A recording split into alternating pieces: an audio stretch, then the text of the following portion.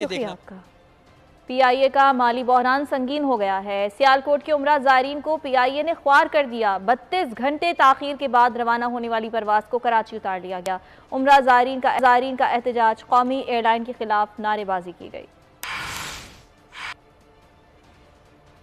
PIA का माली बहरान संगीन हो गया और सियालकोट के उमरा ज़ायरीन को पीआईए ने ख्वार कर दिया। 32 घंटे ताखीर के बाद रवाना होने वाली परवाज को भी कराची उतार लिया गया। उमरा ज़ायरीन की जानिब से एहतजाज किया गया और कौमी एयरलाइन के खिलाफ नारेबाजी की गई। एहतजाज किया जा रहा है, इसके मनाजिर भी आप देख सकते हैं। और उमरा ज़ायरीन यही शिकवा करते दिखाई दे रहे हैं कि 32 घंटे हो चुके हैं और वो शदीद ख्वार हो चुके हैं। उम्रे की नीयत से वो अपने घर से निकले थे, तहम अब उन्हें कराची उतार लिया गया है। पीआईए की परवाज़ से इन्हें रवाना होना था, लेकिन अभी तक सूरत हाल ये है कि परवाज़ ताख़ीर का शिकार है और परवाज़ जब रवाना हुई तो वो भी कराची लैंड कर चुकी है और उमरा ज़ायरीन की जानिब से अब यहाँ एहतजाज किया जा रहा है और कौमी एयरलाइन के ख़िलाफ़ नारेबाजी भी की जा रही है। ये उमरा ज़ायरीन हैं बड़ी तादाद में जिन्हें उमरा के लिए रवाना होना था, ताहम अब तक ये रवाना नहीं हो सके हैं और इस वक्त इनकी जानिब से एहतजाज किया जा रहा है। नदीम अताकौरी हमारे साथ मौजूद हैं। नदीम, बताइएगा वजह क्या है इतनी ताख़ीर की?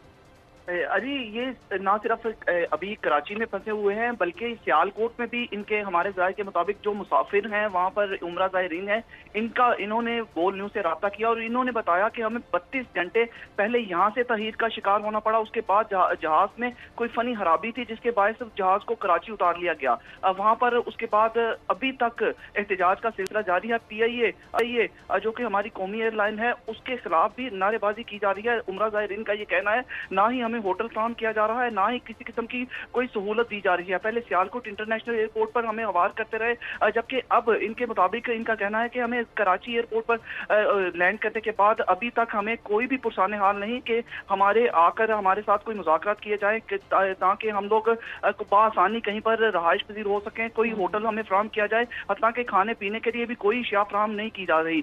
इस उमरा ज़ायरीन में ना सिर्फ जवान खवातीन बल्कि बुजुर्ग लोग भी शामिल हैं जो कि इनकी इससे ताहीर का शिकार हो रहे हैं। इन सब का यही मुतालबा है हुकूमत पाकिस्तान से कि जल्द अज जल्द हमारी मुश्किल को हल किया जाए ताकि हम लोग अपनी उम्र की अदायगी के लिए बआसानी जा सके। इसके साथ साथ मैं आपको ये भी बताता चलूँ, ये वही इनके मुताबिक, इन मुसाफिरों के मुताबिक ये वही जहाज है, इनका कहना है जो कल गुज़िश्ता रोज वहाँ पर इसके हादसे का शिकार होते होते बच गया, जिसके बाद इसी जहाज में दोबारा मुसाफिरों को सवार किया गया और सवार करने के बाद फिर ये दोबारा फनी खराबी का शिकार हो गया, जिसके बाद इसको लैंड कर लिया गया, कराची में उतार लिया गया। जी ठीक है नदीम अताकौरी, अपडेट करने के लिए शुक्रिया।